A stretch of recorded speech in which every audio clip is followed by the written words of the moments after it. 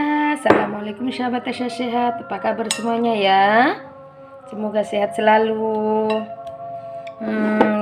Kita kali ini mau bikin apa ya? Yuk bareng-bareng Tasya Sehat kita belajar sehat alami pelan-pelan. Bareng-bareng kita belajar sehat kali ini. Aku mau buat bekal sehat untuk si kecil. Nah, kan si kecil udah mulai masuk nih sekolah. Musim batuk pilek ini jangan dikasih makanan proses food ya, nanti tambah batuk pilek, tambah sering demam. Kali ini aku bikin nih telo atau ubi jalar. Sebelumnya udah kukus ya, banyak aku kukusnya, biasanya sekilo lebih, taruh kulkas. Terus habis kukus ini kupanggang bentar di atas teflon ya. Terus ku kasih ini biar ada proteinnya, ini karbon. Ku kasih protein dengan panggangan ayam fillet ya. Terus aku kasih biar tambah sehat, aku kasih sedikit lada hitam. Si kecil ini udah terbiasa makan lada hitam. Telur ceplok sarapannya pun dikasih lada hitam sama dia. Sedikit aja gini. Terus ininya kita tutup. Kita tutup ya, nih seperti ini. Taruh di kotak bekal gini. Kenyang pastinya nih.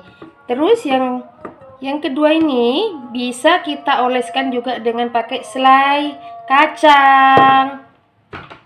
Ya, jadi jangan ke sekolah dikasih kakak-kakak, apalah yang pulang sekolah jadi nih kasih bekal kayak gini nih. Ini juga enak banget gini kan. Gak harus roti itu kan terigu itu sumber peradangan. Kok tahu sih? Iya, aku tahunya juga baru-baru ini setelah beberapa tahun terakhir belajar hidup sehat nih. Cantik kan dan rasanya juga enak. Nih, tinggal dua kita apakan lagi ya. Biar tambah kenyang anak-anak pulang sekolah, kita tambahin lagi dengan ayam lagi. Ayam dikasih lada hitam. Ini anak-anak suka banget telur, rasanya menampol. Enak pol pokoknya ya. Kita tutup lagi dengan kayak gini nih, pulang sekolah auto kenyang.